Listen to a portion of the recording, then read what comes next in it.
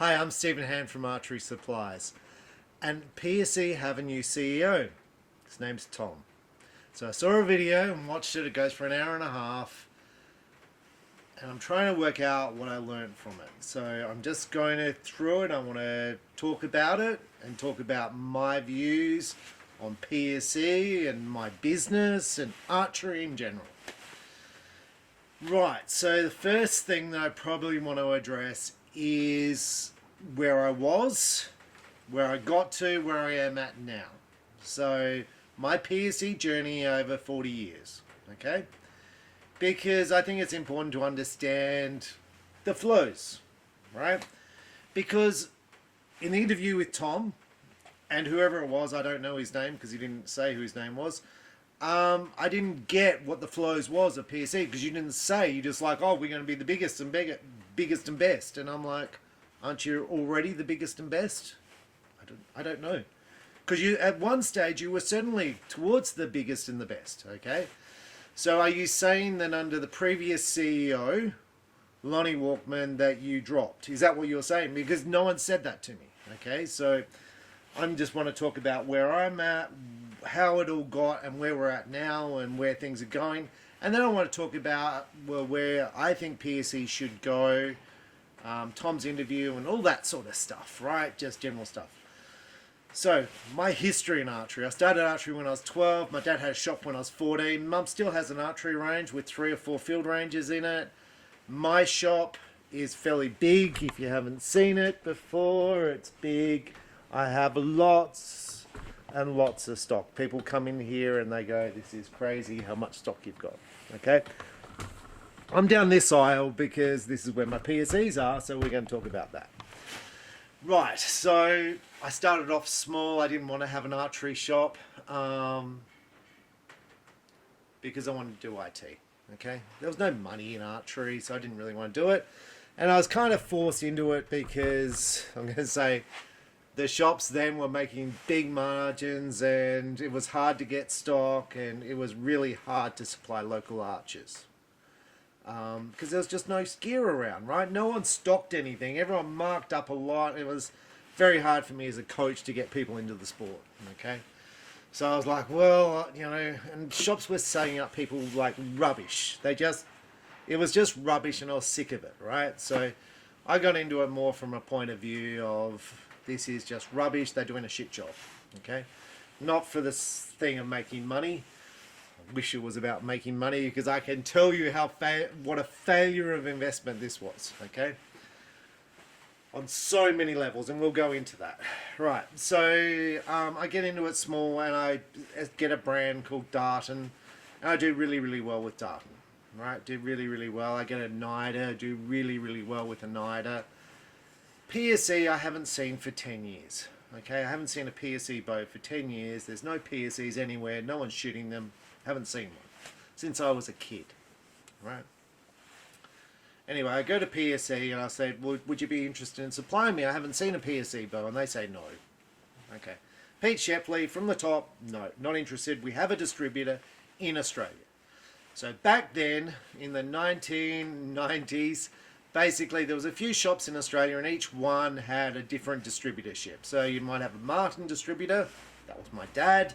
You had a Darton distributor, that was me. You had a Hoyt distributor, you had a Matthews distributor, you had whatever distributor. Ben Pearson distributor, York distributor, all those Jennings distributor, a Bear distributor, a Golden Eagle, I was the Golden Eagle distributor.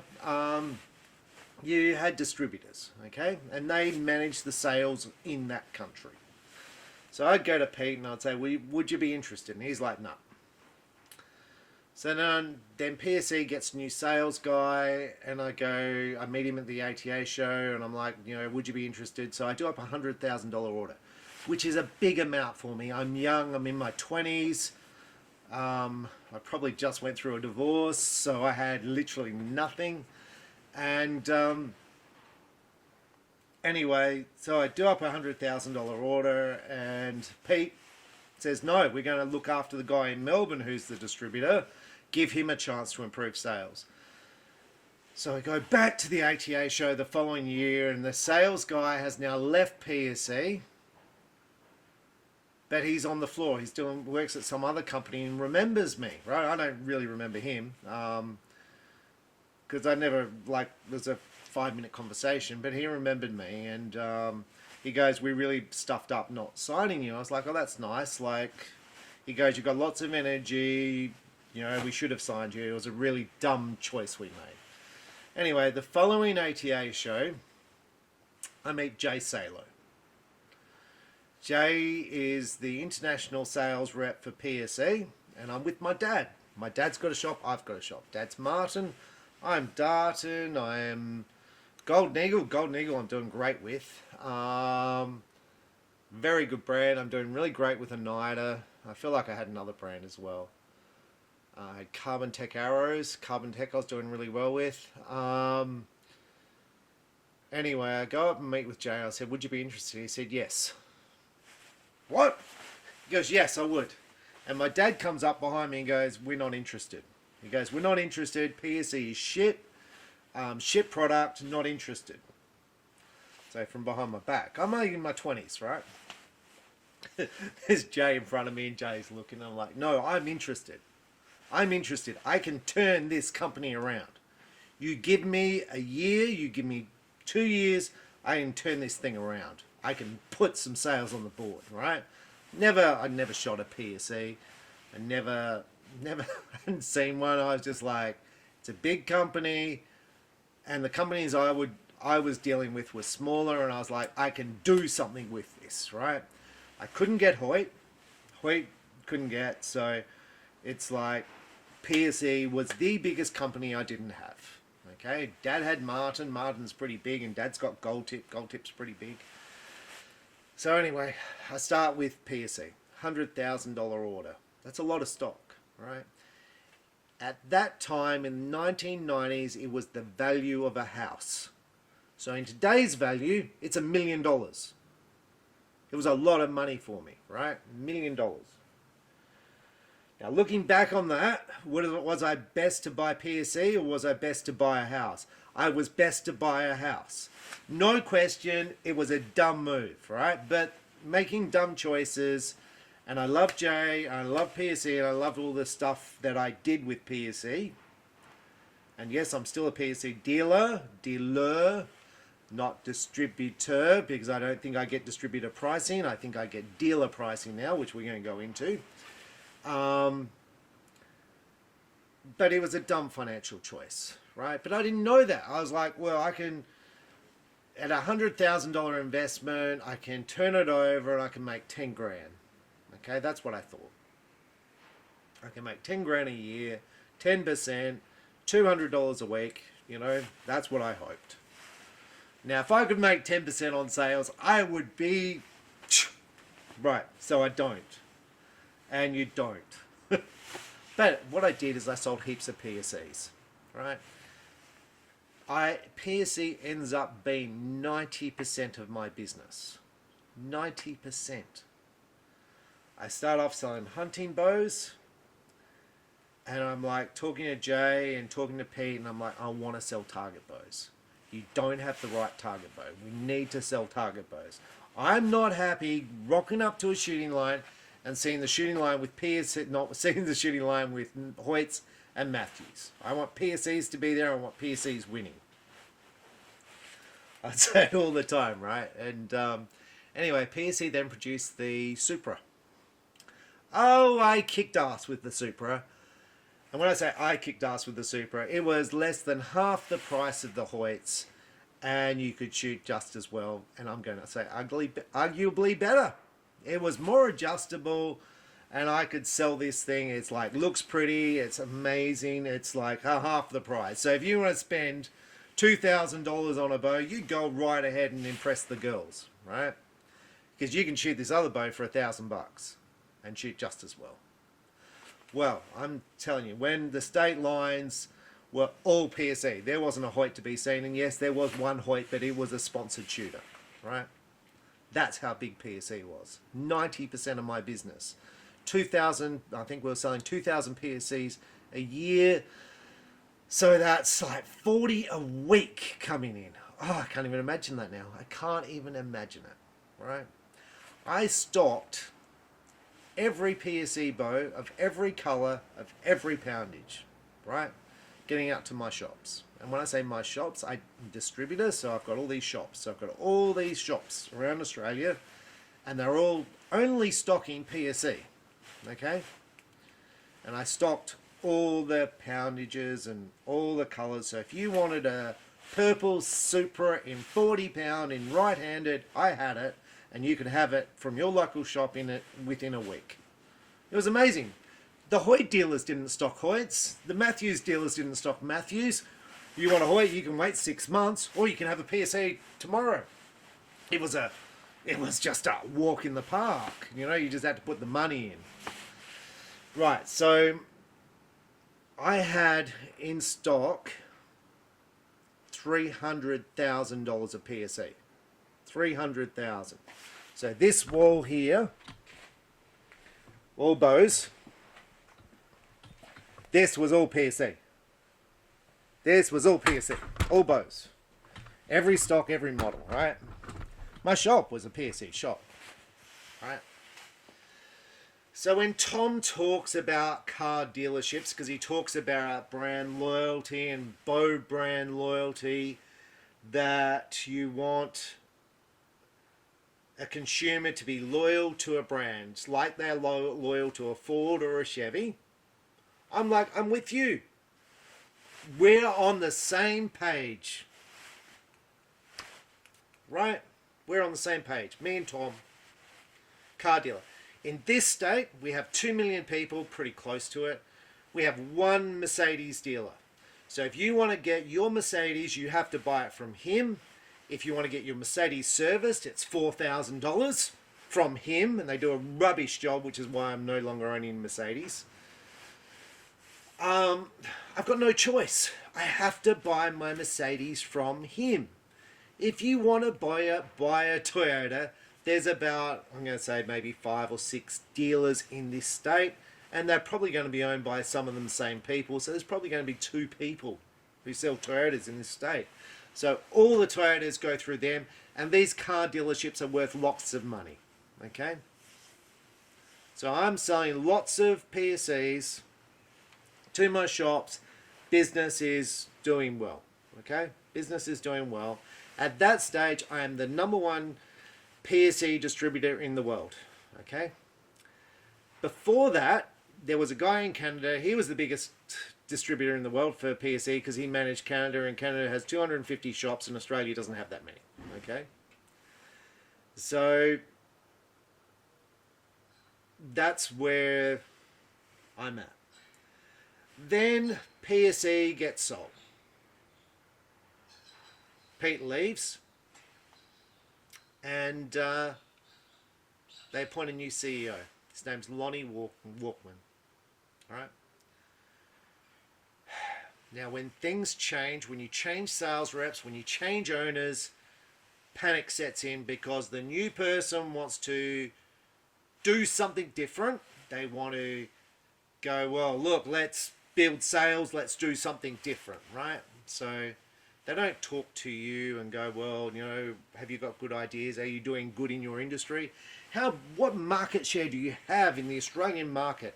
What market share does PSE have in the Australian market? What percentage do we have overall? Are you doing a good job with PR? Are you marketing PSE? Are you posting PSE products? And I would say to PSE, of the people you have working in your company, how many of them do post PSE videos on the product? How many of them post on social media? Because Tom in his video, he goes, oh, we talk about hunting a lot at meetings. That's not getting the job done. It's not getting the job done, right? It's like, where are we heading? What direction are we heading in? Now, Pete Shepley was like, whatever bow you buy, the #1 option is PSE. At every price point, whether it be compound, recurve, hunting, traditional, it's PSE. If you need arrows, it's PSE. If you need accessories, it's PSE. If you need quivers, it's PSE. That was the motto, right? And I walked around the ATA show with the head engineer of PSE. His name's David, and I think he's back at PSE because Tom mentioned him. And I was like, oh, he's back, because he left.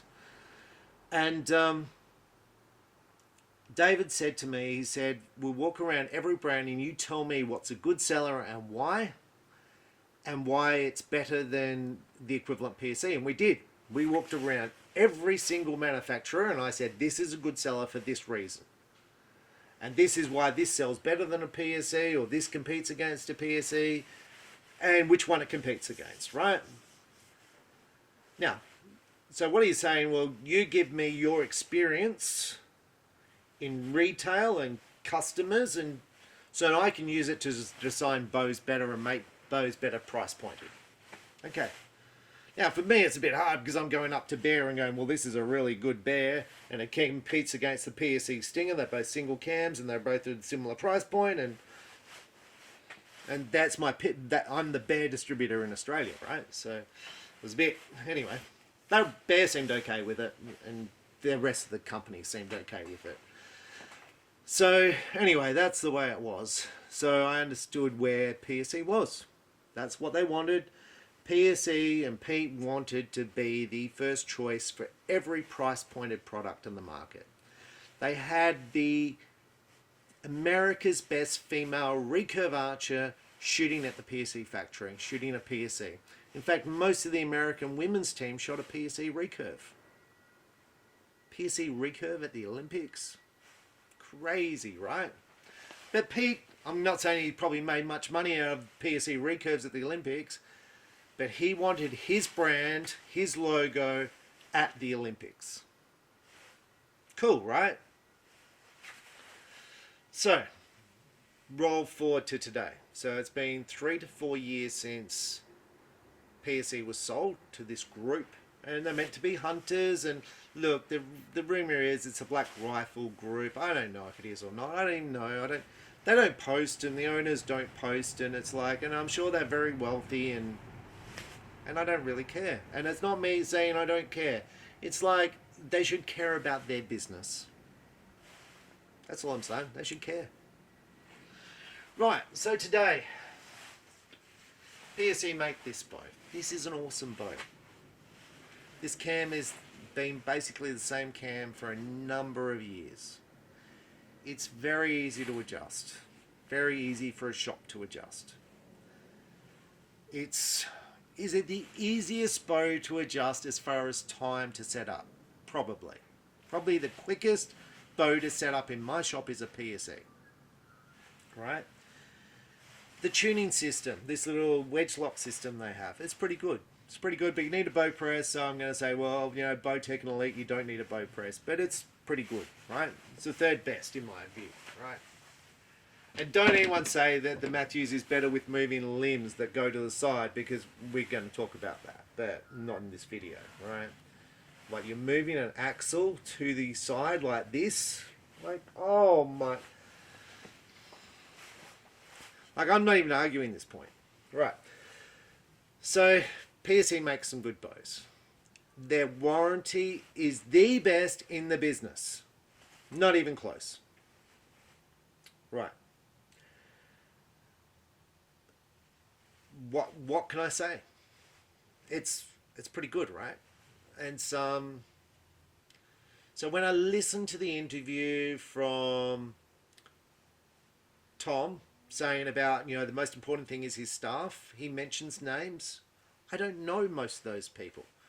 Now, most of the people at the PSE factory I kind of knew, and they knew me because I sold so many bows.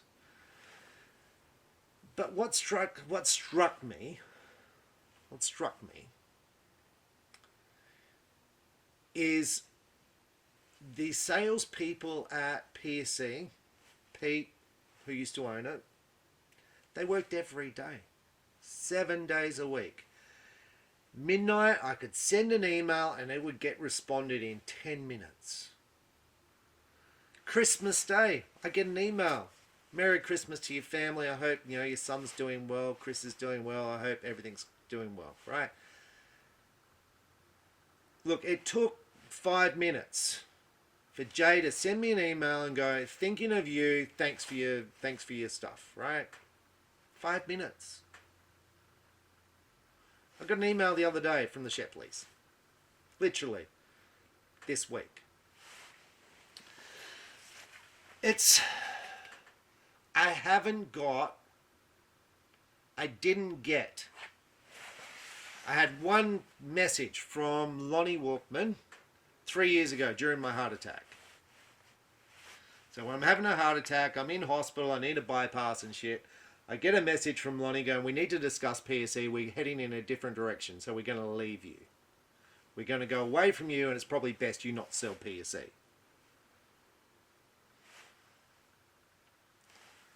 I'm having a heart attack at that stage. Not about PSE. Well, I am about PSE because it's 90% of my business, right? 90%. I have $300,000 of stock in PSE. And I get a text from Lonnie Walkman, who I've never heard of, going, mate, we're going in another direction. We've got this dealer down in Melbourne. It's pretty good. Right? It's going to be big for us. Now, I've got 5 dealers in Melbourne who are only sell PSE. So I thought, well, maybe it's him. Maybe it's the kid in Melbourne who's the Australian champion, who's probably, arguably, the best archer that Australia's ever produced. Maybe it's him. And he's a PSE shop, fair enough, right? Because he's young and I don't know what I've done wrong, but I've got all the investment and I'm selling lots of PSEs. No, it's not him. It's not him. It's not any of my shops. It's not any of the brand loyal shops.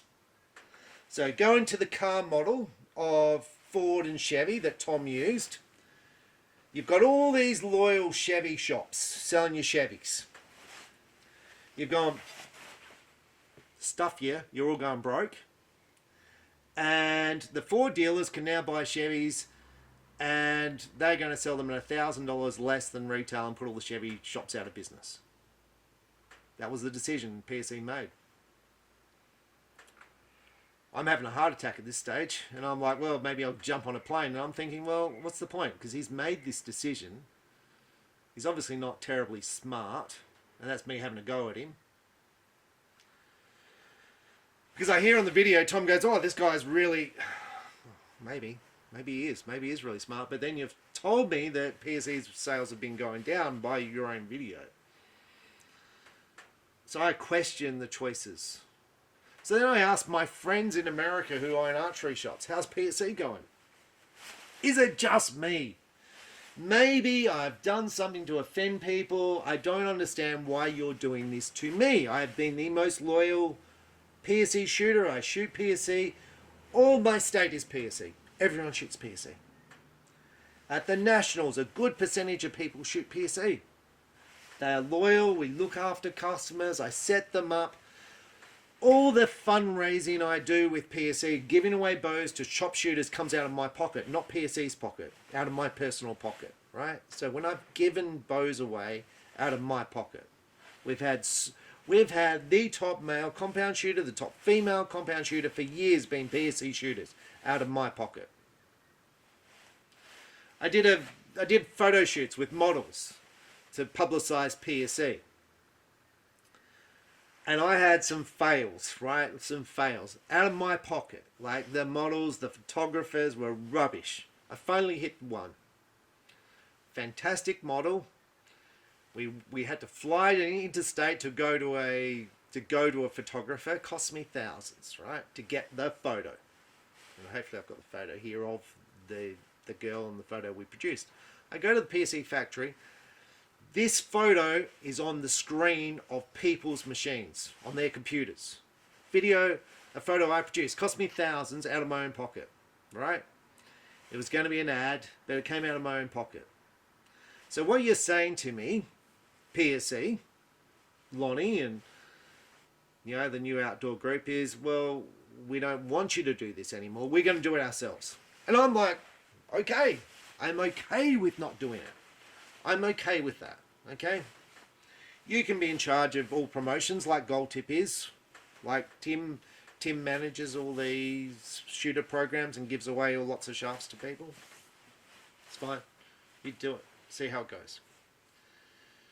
But what I'm looking for is feedback. Was it successful? Was it not successful? Because when Tom goes, look, we're building a brand, building loyalty, I'm like, Who am I?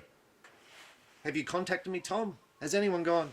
There used to be a guy in Australia who used to sell some PSE who was pretty good. What was his name again? Have we ever had a guy in Australia who sold lots of stuff? Who's the biggest dealer in Australia? No, that has not come across the table at PSE. What has come across the table at PSE is a hunting trip. Right. So, I'm not even a go, and I sound like I am. And, you know, maybe I'm a bit pissed off. Maybe a little bit. Maybe a little. Right? Maybe. I don't know. Because I worked with a guy at PSE for 20 years. Emails every single day of the year. And we'd never had a problem. And do you know what the genius of the boss said? We're going to break these two up.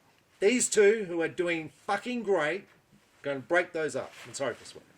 We're going to break, like, who thinks of this? I don't know, like, I don't know. I'm speechless. This is an old PSE citation. I brought it on eBay, right? I brought it on eBay. Why did I buy this on eBay? Because it was the history of PSE. It was the history. PSE was releasing a new boat called a citation, and I was like, well, this would be cool to have the old and the new, and, you know, like do a video and show the difference and show how the brand's a thing. Well, not anymore. Because now I don't make money when I sell PSE. I'm not having a go, like, I like PSE. I like selling PSE. It's fast, it's good, the customer service is excellent. But I don't make any money. So, I'm going to talk about why I don't make any money. Because there's been a price war for 3 years, right? The Hoyt dealers who don't stock any PSE have been going, well, we can sell PSE for less than he sells it for. We won't stock any. Because I did, before I shot this video, I went and checked their stock levels. 0. Not a single PSE in stock. Not one. Now, PSE can go and look at their sales numbers from every dealer they've sold to. So you can cut me, and you're just going to lose whatever my account is now. It's not that big. And my business has doubled since PSE did whatever they wanted to do with killing off all my dealers. And it's very sad for me because I had lots of shops who went broke with this decision, right? And they were good shops. They were selling 5 PSEs a week in country areas.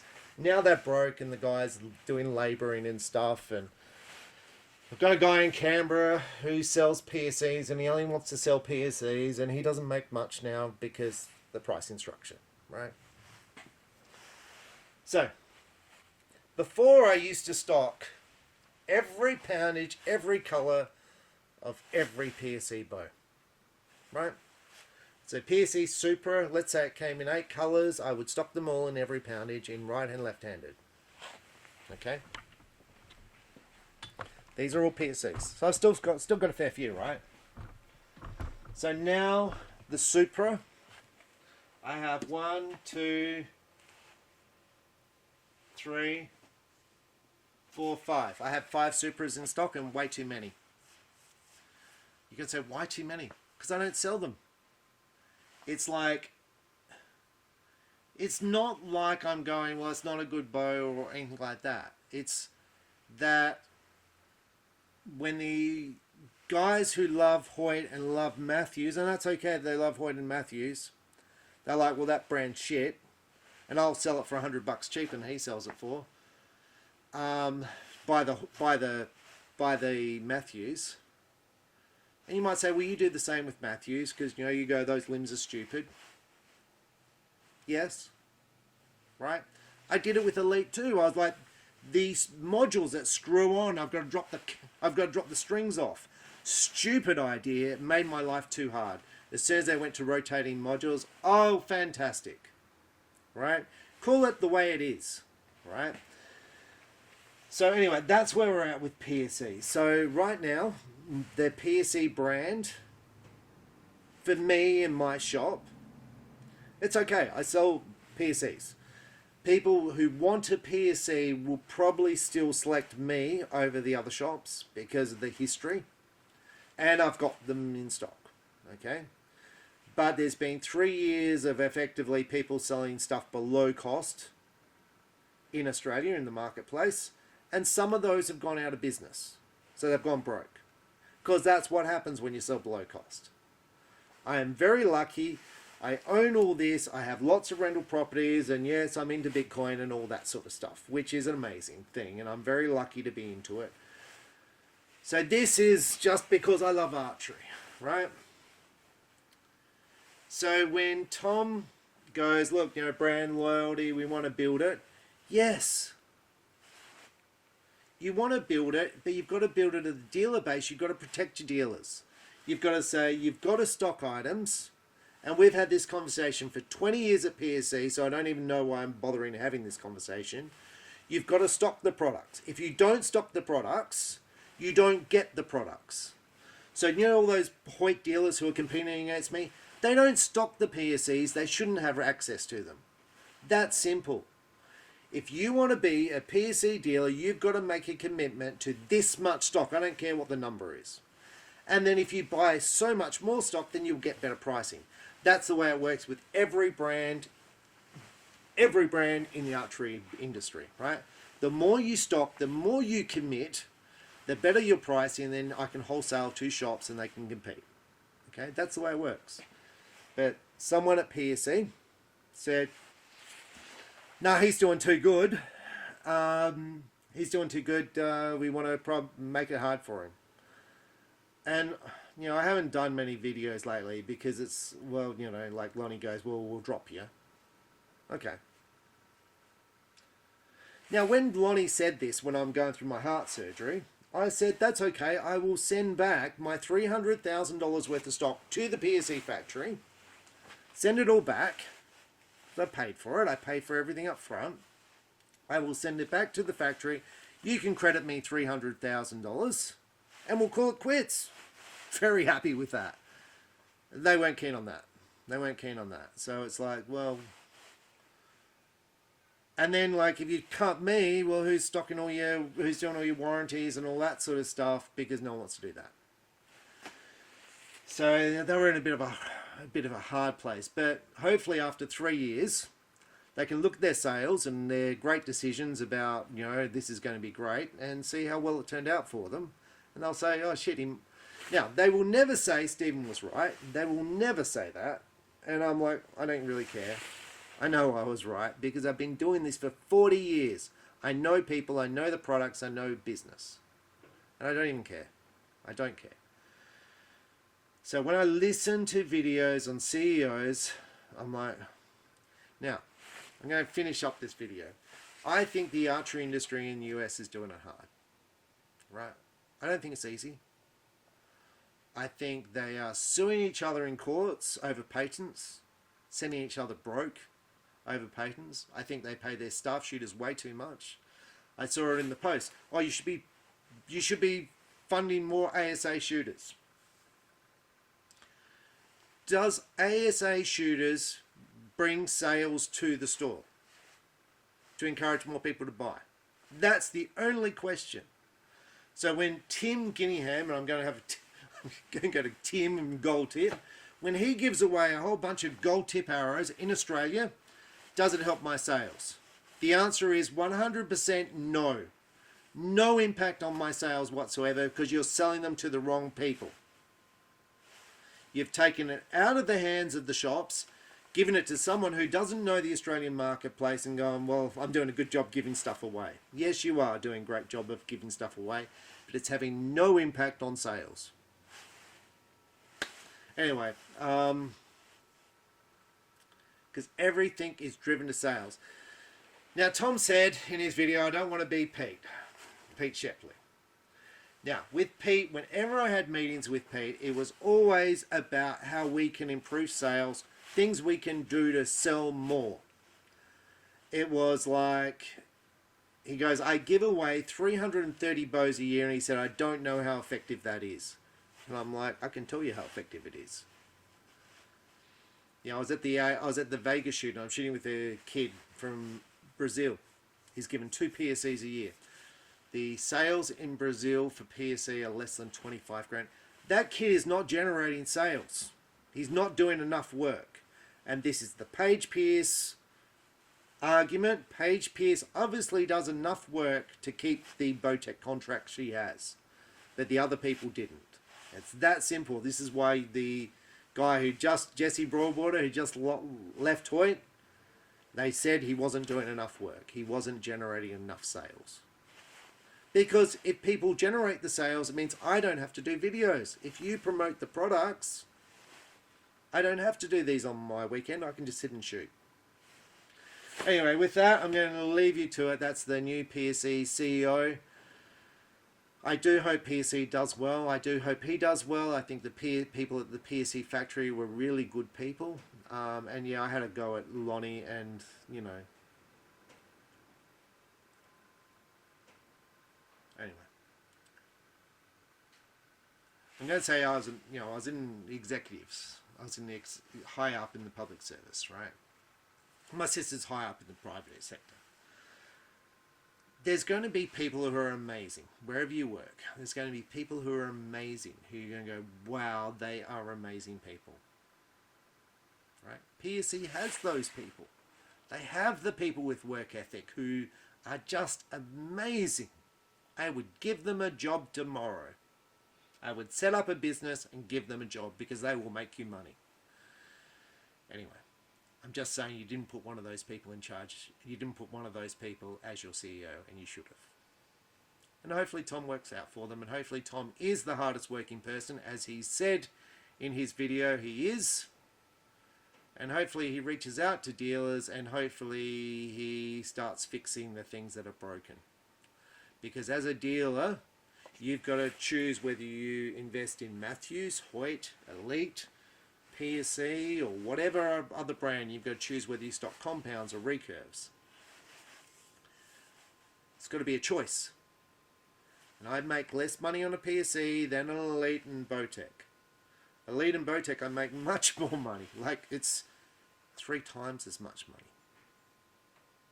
It's pretty close to 3 times as much money on an Elite and a Bowtech that I make on a PSE at the moment. Some PSEs I sell below cost, just to keep up with my competition. It kills me. Anyway, I'll leave it there. That's the PSE new CEO. Interesting. Anyway, if you got an archery business, I was wondering how you find it and how you find the new CEO. I tried to see if anyone else did a video about the new CEO, and no one did, because it's probably a career limiting move. So I understand that. I understand about career limiting moves. My boss always said that he didn't know if he was going to get promoted or fired with me. And I tell you, they always got promoted. When I worked in the private sector, it was like, yeah, you just call it how you see it. Don't bullshit, and just do the work. Do the work and go, these are the things that need to be improved. Anyway, I'll leave it there. Thanks for watching. Bye.